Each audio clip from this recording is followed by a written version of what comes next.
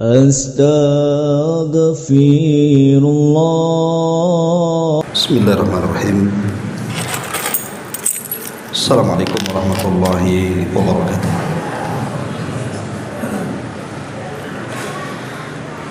Alhamdulillah wassalatu wassalamu ala rasulillah wa ala alihi wa sahbihi wa mawalah wa la hawla wa la quwata illa billahi wa ba'd. Alhamdulillah, di malam ini kembali kita bisa melanjutkan kajian Kitabut Tauhid,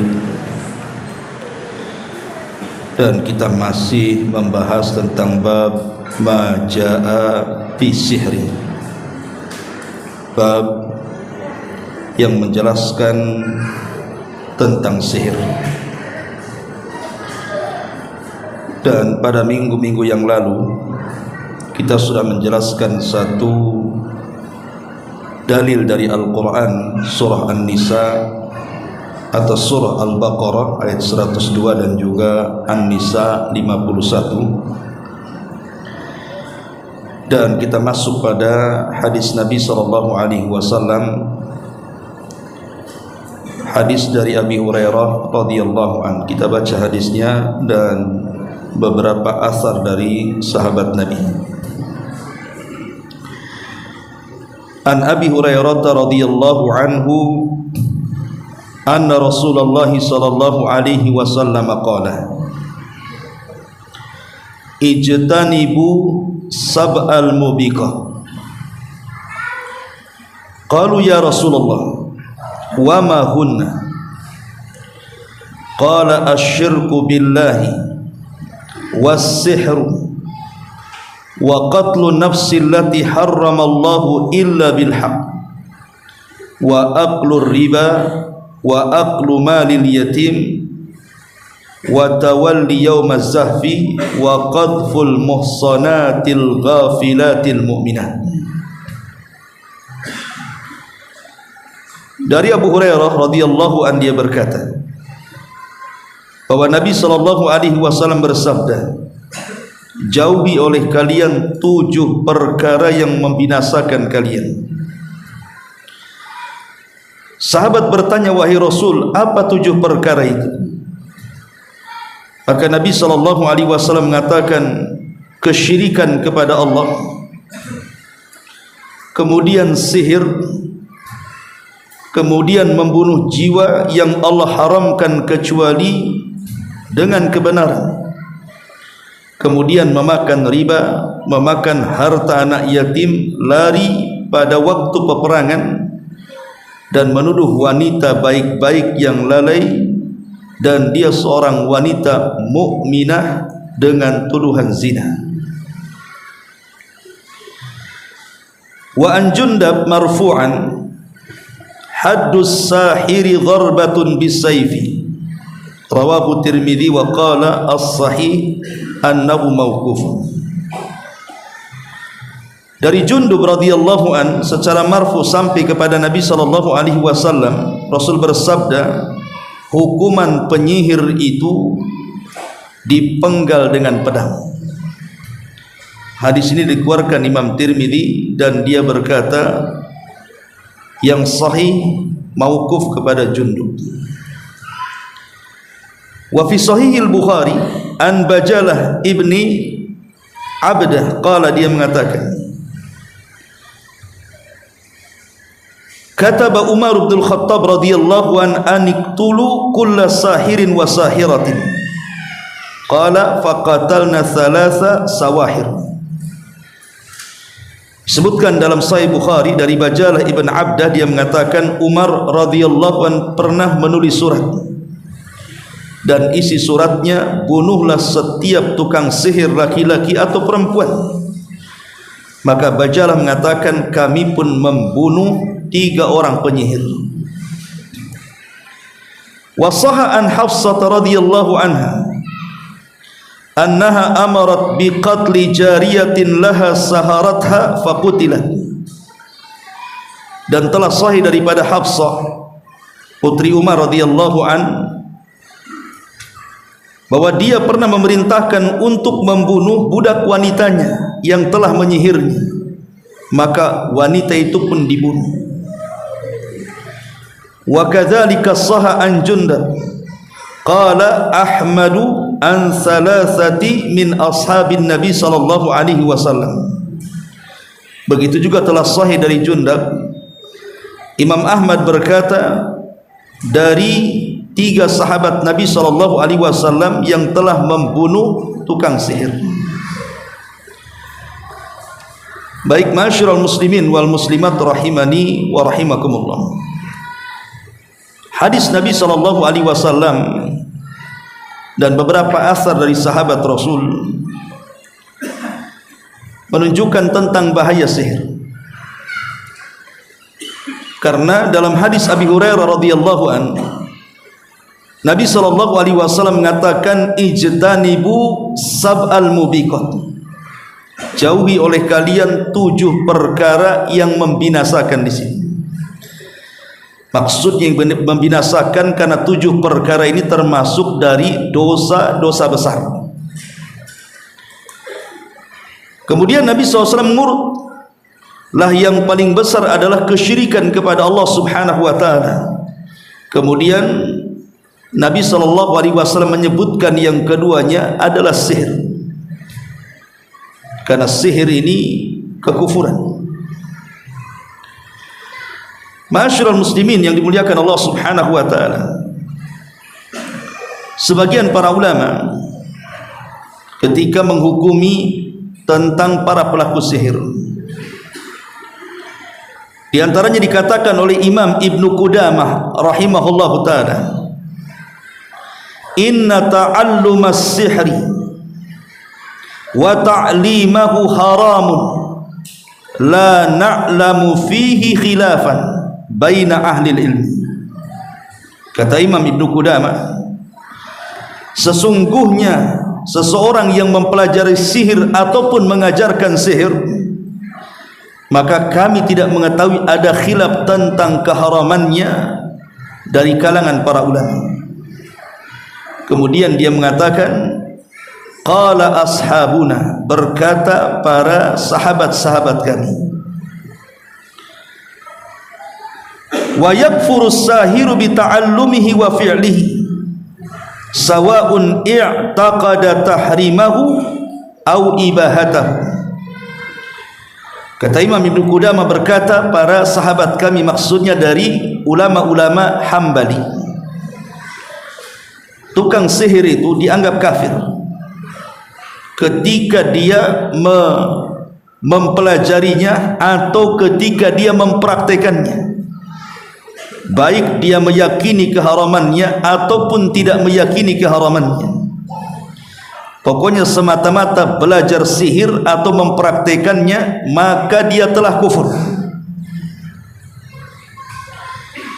Kemudian juga dikatakan oleh Al-Imam Al-Qurtubi rahimahullahu ta'ala, kata Imam Qurtubi, as-sihru la yatimmu illa ma'al kufri wal istikbari au ta'zimi syaitani,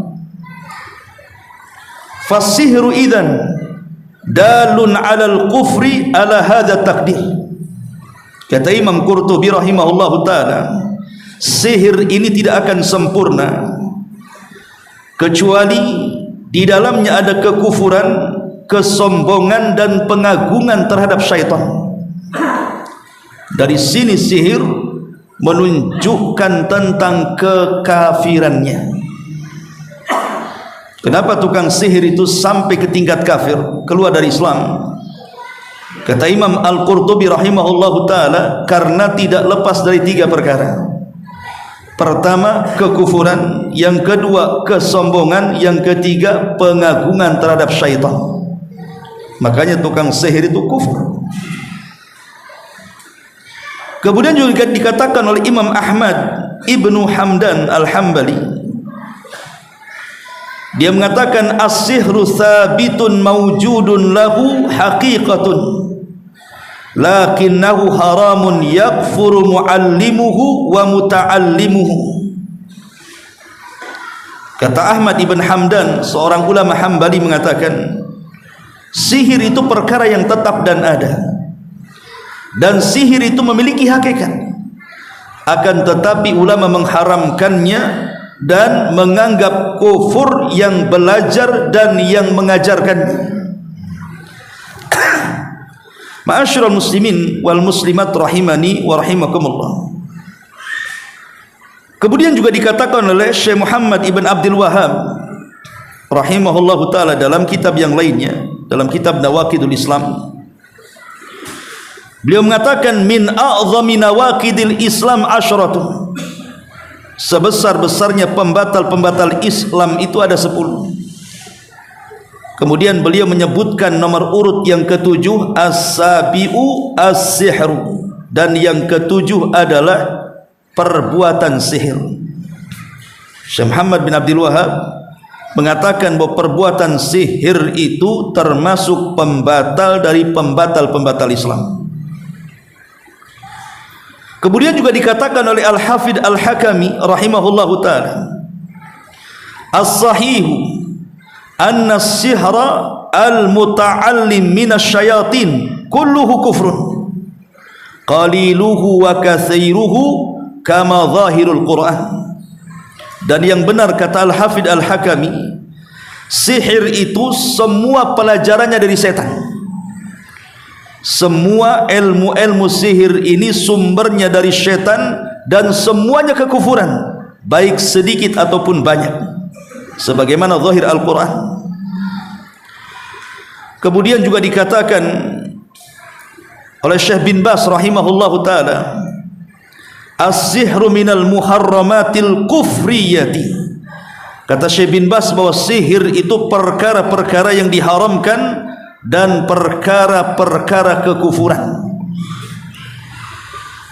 Dari ucapan para ulama ini, maka kita bisa ambil kesimpulan, hampir semua para ulama mengatakan bahwa sihir adalah kekufuran, baik yang mempelajarinya, yang mempraktekannya, atau yang mengajarkannya, atau yang belajar kepada tukang sihirnya. Semua bisa kufur, keluar dari Islam. Dalilnya yang pertama adalah surah Al-Baqarah yang sudah kita bahas pada minggu-minggu yang lalu, ketika Allah Subhanahu wa ta'ala mengatakan, wa ma kafara Sulaiman walakinna syayatina kafaru yu'allimuna an-nasa sihra. Sulaiman tidak kafir karena Sulaiman tidak mengajarkan sihir, tetapi yang kafir itu setan. Merekalah yang mengajarkan kepada manusia tentang sihir. Dari sini kita tahu bahwa semua sihir itu datang dari setan.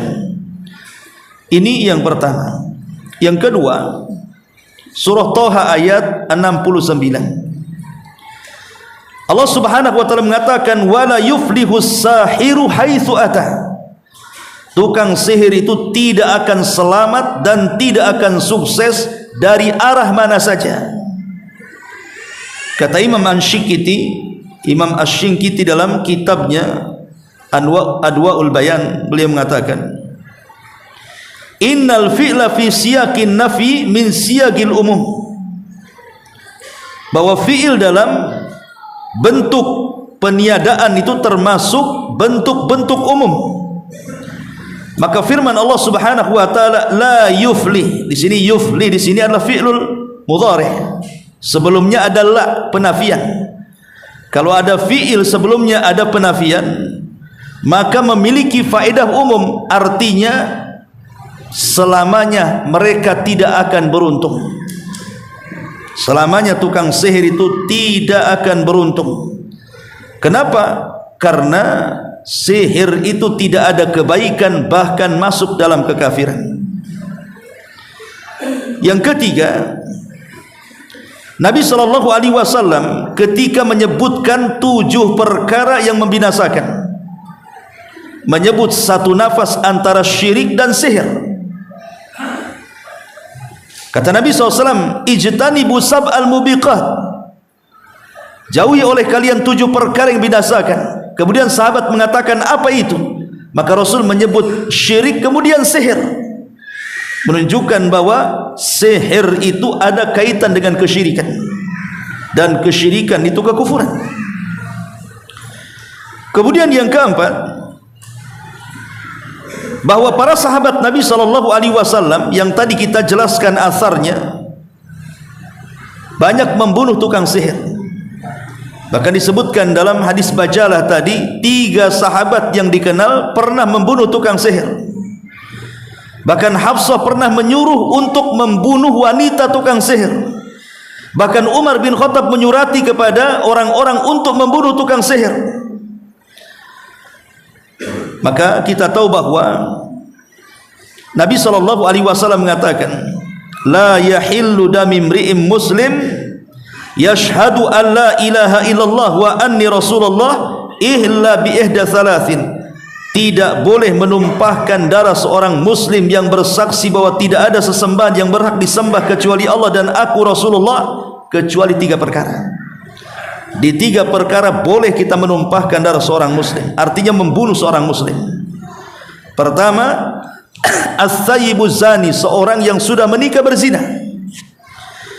Yang kedua, wan nafsu bin nafsi, orang yang membunuh maka dikisos bunuh. Dan yang ketiga, wattariku lidinih al-mufariq lil jamaah, dan orang yang keluar dari agamanya. Lah, sihir itu mengeluarkan orang dari agamanya. Makanya kemudian para ulama menganggap mereka adalah kufur. Mereka adalah orang-orang yang dianggap kafir. Bahkan Imam Ibn Taimiyah rahimahullahu ta'ala mengatakan, aktsarul ulama ala anna sahira kafirun yajibu qatluh. Kebanyakan para ulama, kata Ibnu Taimiyah, bahwa tukang sihir itu kafir, wajib untuk dibunuh. Kemudian yang kelima, anna sihra yatadhamman anwa'an katsiratan minal mukaffiratil i'tiqadiyyati wal qawliyyati wal amaliyyati, bahwa sihir itu di dalamnya terkandung berbagai macam kekufuran keyakinan, kekufuran ucapan dan kekufuran perbuatan. Adapun kekufuran keyakinan, karena mereka meyakini bahwa syaitan itulah yang memberikan manfaat dan bisa mencegah madarat, dan ini kekufuran dalam tauhid. Adapun kekufuran ucapan, karena terkadang tukang sihir itu ketika mengucapkan mantra-mantra tidak menyebut nama Allah, bahkan menyebut nama-nama jin dan syaitan. Adapun terkadang kekufuran dalam bentuk amaliyah, karena terkadang dalam prakteknya mereka menggunakan alat-alat, dan alat-alat itu menunjukkan kekufuran. Makanya dari 5 perkara di sini, bahwa hukum sihir itu kufur dan pelakunya bisa kafir. Adapun tentang apakah tukang sihir itu kalau dia berada di negara Islam kemudian tertangkap, apakah langsung dibunuh ataukah dimintai tobat dulu? Maka dalam mazhab Syafi'i, Al-Imam As-Subki rahimahullahu ta'ala mengatakan, anna sihra lahu thalathatu ahwal, bahwa praktek sihir itu dalam hal ini ada 3 kondisi. Kondisi yang pertama, yuqtalu kufran, dibunuh karena dia telah keluar dari Islam, dan hukuman orang yang mengganti agama itu dipenggal lehernya. Kata Rasul, man baddala dina faqtulu, siapapun yang keluar dari agamanya bunuh dia. Kondisi yang kedua, yuqtalu qisasan, dibunuh karena bentuk qisas. Karena tukang sihir terkadang bisa membunuh orang, karena dia membunuh maka harus dibunuh dalam Islam. Dan yang ketiga, la yuqtalu aslan bal yu'azzar, tidak boleh dibunuh tetapi dikembalikan kepada kebijakan negara. Kalau kata negara Islam bunuh, bunuh. Kalau kata negara Islam penjarakan, penjarakan. Ma'asyiral muslimin wal muslimat rahimani wa rahimakumullah. Tetapi pendapat yang lain seperti Abu Hanifah, kemudian Imam Malik, kemudian Imam Ahmad, bahkan dinyatakan sebagai pendapat mayoritas para ulama, bahwa tukang sihir itu ila wujubi qatlis sahiri min ghairi istitabatin, bahwa kalau tertangkap tukang sihir itu wajib langsung dibunuh dan tidak boleh dimintai tobat. Tangkap, eksekusi, nggak ada cerita.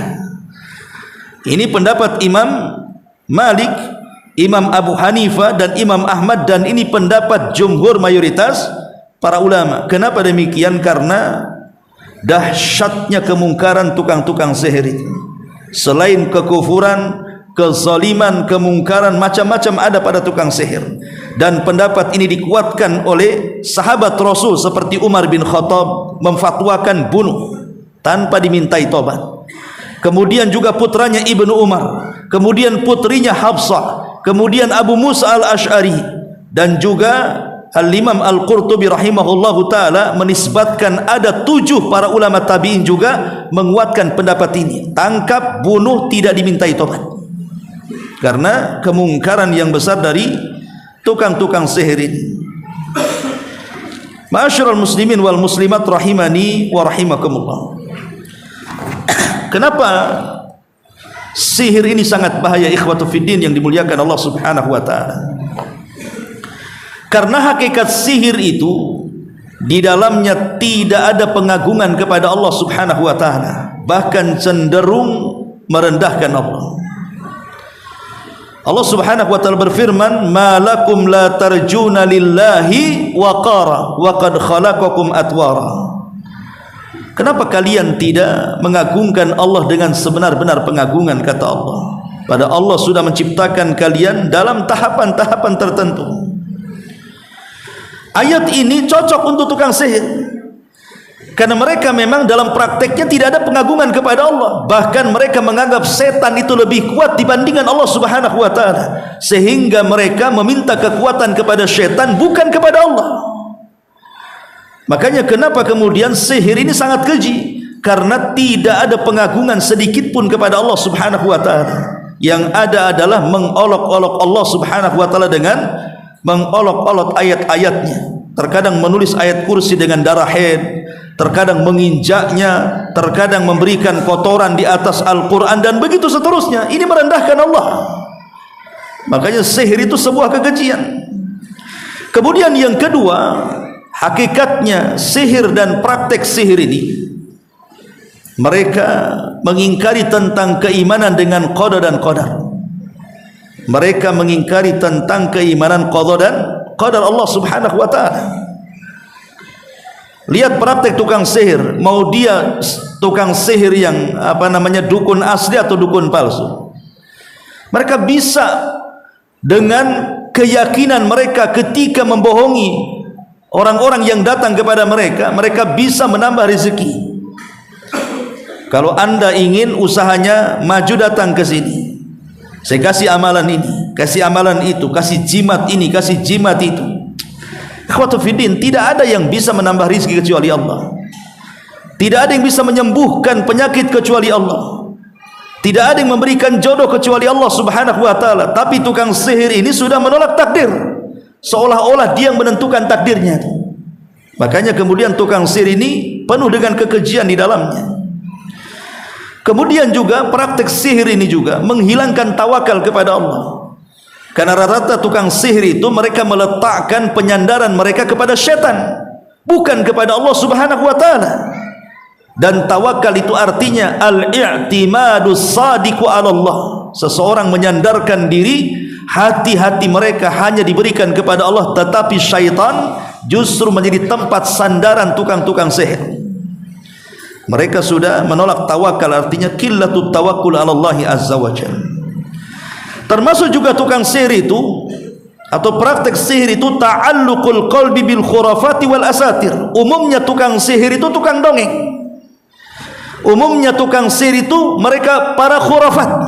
Mereka akan menceritakan sesuatu yang tidak ada sebenarnya cerita-cerita itu. Mereka para pendusta. Dan juga wujudul waswas fi hayatil masur. Terkadang tukang sihir ini suka memberikan waswas kepada orang yang terkena sihir, dan waswas datang dari syaitan, ya. Ma'asyiral muslimin yang dimuliakan Allah Subhanahu wa taala, masalahnya walaupun kita sudah tahu tentang hukuman tukang sihir, orang yang datang ke tukang sihir, tapi masih banyak saja sihir itu menyebar di mana-mana. Bahkan semakin ke sini makin banyak pula dukun sihir itu. Lalu apa penyebabnya? Kenapa kemudian makin ke sini makin banyak tukang sihir itu? Sebutkan para ulama, penyebab pertama kenapa sihir itu makin merebak karena al-jahlu bi syar'illahi azza wajalla. Karena kebanyakan manusia mulai jahil terhadap syariat Allah. Kebanyakan manusia malas ngaji, malas untuk duduk di majelis ilmu, malas untuk membaca, malas untuk mendengarkan kajian. Padahal Allah sudah mudahkan. Sekarang pengajian itu Allah mudahkan lewat YouTube, lewat Facebook, lewat Instagram, bisa didengar walaupun tidak harus hadir di majelis ilmu kan. Tetapi masyarakat kita ini lebih memilih menonton, mendengar tontonan yang lainnya dibandingkan kajian ilmu. Akhirnya mereka jahil terhadap syariat. Ketika mereka jahil terhadap syariat, maka itu pula yang dijadikan kesempatan tukang sihir untuk menampakkan sihirnya. Datanglah orang-orang yang mereka meminta penyembuhan. Dia sakit, tidak punya biaya. Ataupun orang yang sudah datang ke dokter, kata dokter, saya sudah angkat tangan mengobati kamu, kayaknya penyakitmu susah disembuhkan. Akhirnya dengar tetangga, dengar kawan, oh di sana ada dukun sakti itu, oh datang ke sana, ada juga orang yang sama penyakitnya dengan kamu, ke sana sembuh tuh. Lah ketika dia jahil dengan syariat, bahwa datang ke dukun itu hanya semata-mata bertanya saja, tidak membenarkan solatnya 40 hari dan 40 malam ditolak, macam mana sampai membenarkan? Maka dia telah keluar dari syariat Muhammad sallallahu alaihi wasallam. Lah penyebabnya karena kejahilan terhadap syariat di sini. Maka menyebarlah dunia perdukunan, padahal sebenarnya dunia penipuan. Ya. Ma'asyiral muslimin wal muslimat rahimani wa rahimakumullah. Kemudian yang kedua, al-madzalim. Banyaknya kezaliman. Di mana orang-orang yang merasa dizalimi karena dia tidak bisa membalas kepada orang yang berbuat zalim kepadanya, datang ke dukun dia, meminta supaya orang yang menyakitinya disantet, meminta kepada orang yang menyakitinya ditenun, meminta kepada orang yang menyakitinya supaya dia dihancurkan, dan begitu seterusnya kan. Lah banyaknya kezaliman yang merebak di tengah-tengah masyarakat, maka akan membangkitkan banyaknya tukang sihir. Mereka siap memberikan solusi kepada orang-orang yang terzalimi. Ini yang kedua. Yang ketiga, al-khilafat az-zawjiyah. Banyaknya permasalahan dalam rumah tangga. Akhirnya kemudian banyak wanita-wanita atau istri-istri yang datang ke dukun. Entah tujuannya untuk supaya suami makin lengket dengan dia, atau tujuannya supaya cerai dengan suaminya, atau sebaliknya, suaminya datang ke dukun supaya istrinya tidak lari, atau boleh jadi ingin cerai dengan istrinya supaya dibuat masalah. Dan itu yang paling banyak, rumah tangga muslim yang jauh daripada syariat, yang jahil dengan keimanan, mereka datang ke dukun. Dari sini makin banyaklah dukun-dukun itu. Ini yang kedua. Yang ketiga, yang keempat, tughyanul maddati ala hayatil aktsari minan nasil yaum. Banyaknya persaingan dalam dunia usaha, dan mereka pun melampaui batas dan tidak tahu tentang aturan-aturan ekonomi. Terkadang gara-gara ada saingan orang jual bakso, sebelahnya buka jual bakso, marah dia, datang ke dukun, kemudian minta supaya saingan tukang bakso sebelahnya itu dihancurkan usahanya, dan begitu seterusnya.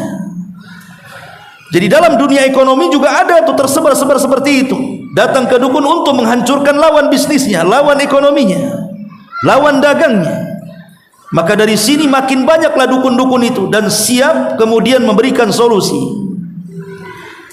Kemudian juga yang kelima, ausaul qanawat, tersebarnya dunia elektronik, dunia medsos, ya. Sehingga yang dulunya tidak ada YouTube sekarang ada YouTube, dulu tidak ada Facebook sekarang ada Facebook, dulu tidak ada Instagram sekarang tidak ada Instagram, dulu tidak ada Twitter sekarang ada Twitter, dan macam-macam, ada TikTok dan yang semacamnya. Sehingga dukun-dukun itu hari ini mudah mempromosikan dirinya. Kalau dulu itu mempromosikan sesuatu itu sulit kan begitu. Sekarang tidak perlu dari rumahnya saja dia bisa mempromosikan, bahkan dia melakukan praktek perdukunan dan bisa live ditonton manusia. Maka makin banyak orang yang terbohongi dengan praktek-praktek perdukunan. Dan kita lihat akhir-akhir ke belakang ini kan, ada orang yang membuka praktek perdukunan dengan menjual berbagai macam senjata kesaktian yang kononnya pusaka-pusaka. Ada namanya keris karoma, batrek tasbih karoma, macam-macam karoma dinisbatkan kepada karoma kan itu. Rupanya keris itu juga bukan diambil dari gua, dia beli online COD juga tuh. Akhirnya apa, tertipu kan orang-orang itu. Padahal bukan dukun, penipu hakikatnya. Tapi dengan aktingnya dia bisa loh kemudian meyakinkan pasiennya itu bahwa dia bisa melakukan apa saja dan memenuhi permintaannya. Nah ini dengan tersebarnya alat-alat elektronik ini, medsos dan yang semacamnya, maka ini juga menimbulkan banyaknya bermunculan dukun-dukun itu. Bahkan ada organisasinya lagi, Perdunu ya. Perdunu itu Persatuan Dukun Nasional. Subhanallah. Sampai. Tapi ketika tidak laku dukun-dukun ini, mereka menggugat pakai pengacara. Berarti nggak sakti lah dukun ini. Kalau dia sakti harusnya laku lah kan gitu. Sama dengan ketika ramainya di negeri kita ini tentang demam batu akik. Itu yang jual batu akik kayak bener saja. Pak ini bagus pak batu akik, ini penglaris. Kau aja nggak laris kok. Kalau memang kau laris pandai dengan batu akik itu ngapain kau jual batu akik? Kan logikanya seperti itu. Jadi mereka itu pendusta sebenarnya. Termasuk juga banyaknya dunia hiburan, dunia maksiat. Ya, di mana banyak wanita-wanita yang mereka menjajakkan dirinya di malam hari. Terkadang mereka datang ke dukun, kemudian membeli susu supaya lebih cantik, lebih laku, dan rata-rata dunia malam itu tidak lepas dari dunia perdukunan, ikhwan. Mereka lengket dengan dunia perdukunan. Entah untuk memajukan usaha hiburannya, entah untuk melariskan dirinya, dan begitu seterusnya. Lah dengan banyaknya bermunculan maksiat-maksiat di malam hari ini juga menjadikan banyaknya bermunculan dukun-dukun jadinya. Ma'asyiral muslimin yang dimuliakan Allah Subhanahu wa taala. Dan banyak lagi. Kenapa kemudian dukun hari ini bertebaran di mana-mana? Baik, kita masuk pada adrar as-sihr. Sihir ini memiliki banyak bahaya. Bahaya sihir ini bisa mengenai agama, bisa mengenai individu, bisa mengenai masyarakat, bahkan bisa mengenai akhlak. Jadi pengaruh sihir ini kemana-mana tuh. Pertama, bahaya sihir terhadap agama. Al-bu'du an dinillahi azza wa jal wa an aqidatis sahihati wa anir ridha bi qada'illahi wa qadari. Sihir ini membuat orang jauh dari Allah, jauh dari agama Allah, jauh dari akidah yang sahih, dan jauh dari keridhaan dengan qada dan qadar Allah Subhanahu wa taala. Karena praktek sihir atau perdukunan itu secara otomatis menjauhkan orang dari agamanya, bahkan menjauhkan orang dari Allah Subhanahu wa taala. Karena lihat terkadang syarat-syarat yang diberikan kepada orang-orang yang datang ke dukun itu rata-rata syaratnya menyelisih syariat. Kau jangan wudu selama jangan menyentuh air selama 40 hari contohnya. Loh, kalau seandainya tidak menyentuh air selama 40 hari berarti dia tidak boleh wudu lah. Kalau tidak boleh wudu, macam mana dia mau sholat kan? Akhirnya kufur lah dia. Ini yang pertama. Yang kedua, tabjilus saharati wa ahli sya'wadati wa ta'zimihim wal luju' ilaihim. Ketika kemudian menyebarnya dunia sihir dan membahayakan agama, karena kebanyakan orang-orang yang datang ke dukun-dukun, tukang sihir, tukang santet dan yang semacamnya, akhirnya mereka lebih mengagungkan mereka dibandingkan agama Allah Subhanahu wa taala. Lebih yakin kepada mereka dibandingkan kepada Allah. Termasuk juga yang ketiga, alladzi yadhhabu lis-saharati wal quhan dhaifut tawakkul wal yakin billahi rabbil alamin. Orang yang pergi ke tukang sihir itu, maka mereka telah melemahkan tawakal mereka dan keyakinan mereka kepada Allah Subhanahu wa taala. Hilang tawakalnya, hilang keyakinannya. Dan tawakal itu artinya as-siqatu billah. Kita menanamkan keyakinan yang penuh kepada Allah Subhanahu wa taala. Itu mana tawakal menurut Abdullah ibn Abbas radhiyallahu anhuma. Makanya ada satu kisah, Haywah ibn Shuraih, seorang alim, dia bersedekah. Setelah dia bersedekah, Allah Subhanahu wa taala ganti sedekahnya dengan ganti yang jauh lebih baik lagi. Umpamanya dia sedekah 10 juta, tiba-tiba beberapa waktu setelahnya rupanya dia mendapatkan rizki lebih daripada 10 juta. Anak paman Haywah ibn Shuraih ini ingin meniru. Kok bisa ya pamannya itu mendapatkan uang banyak? Rupanya setelah dilihat-lihat dan ditanya, karena dia suka sedekah. Maka ditirulah oleh anak pamannya, ibnu ammihi. Kemudian juga dia bersedekah. Rupanya setelah bersedekah, tak kunjung Allah mengganti sedekahnya. Jadi dia bertanya kepada Haywah ibn Shuraih ini, macam mana engkau bersedekah kemudian Allah ganti sedekahmu? Aku bersedekah kok tak diganti-ganti, katanya. Kata Haywah ibn Shuraih, ya karena engkau bersedekah itu sedekahmu coba-coba, tapi aku bersedekah dengan keyakinan, katanya. Kalau sedekahnya coba-coba karena melihat orang sedekah kemudian kaya, ikut sedekah supaya kaya, ya enggak akan kaya-kaya. Karena bukan itu caranya tawakal. Tawakal itu bukan bab coba-coba tajribah. Tawakal itu as-siqatu billah. Orang yakin full penuh kepada Allah. Itulah baru tawakal. Kalau kita yakin dengan sedekah kita Allah akan ganti, pasti Allah ganti. Tapi kalau coba-coba, kata Ustaz, kalau orang sedekah nanti kaya, sedekah kok saya enggak kaya-kaya, ya antum coba-coba saja masalahnya. Tidak ada keyakinan kepada Allah Azza wa Jalla.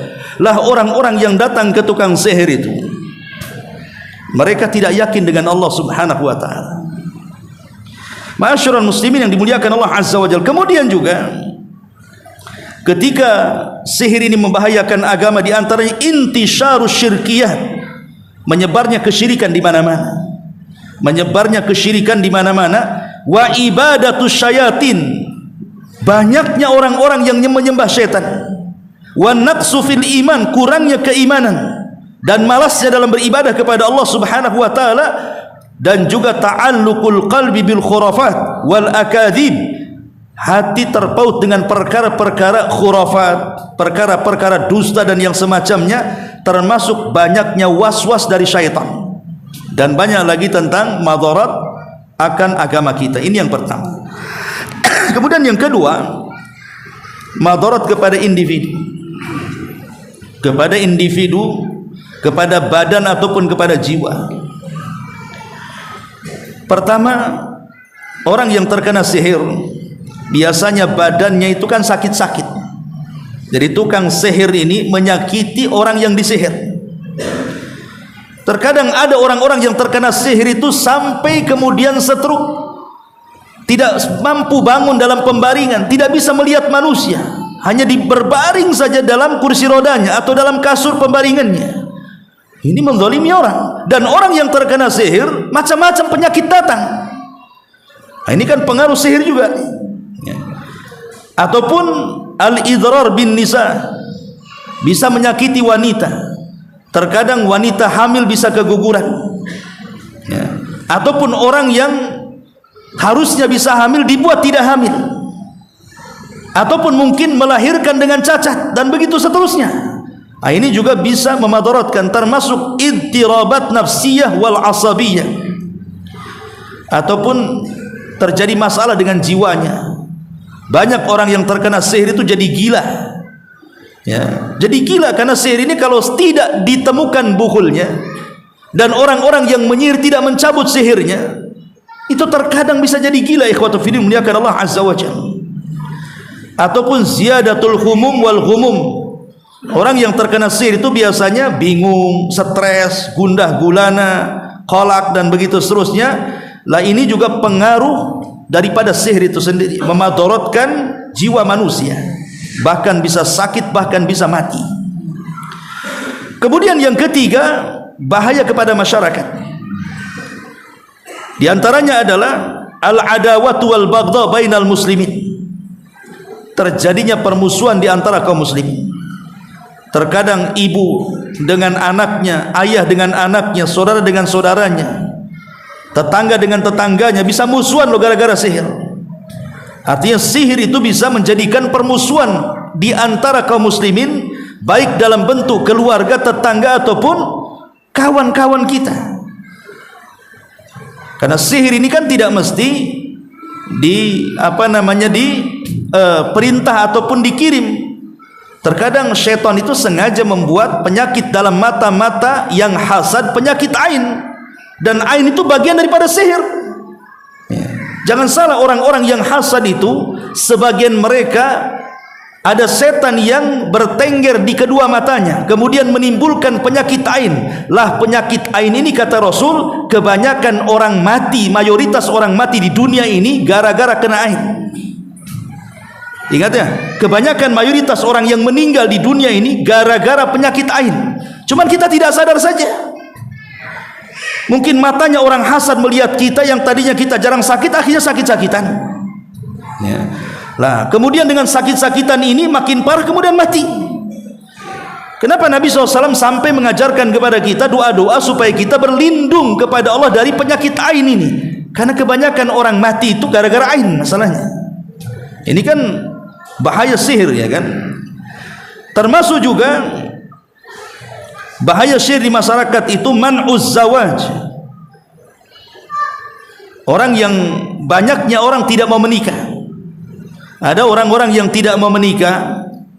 Itu ada dua, kalau ada anak muda atau anak gadis sudah tua kok nggak menikah, boleh jadi dua perkara. Pertama, mungkin dia punya kelainan, ya, punya kelainan atau penyakit. Yang kedua, atau dia kena sihir.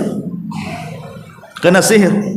Kecuali kalau dia itu memang menyibukkan dengan ilmu dan mengajarkan ilmu. Seperti banyak para ulama yang mereka tidak menikah, seperti Ibnu Taimiyah tidak menikah.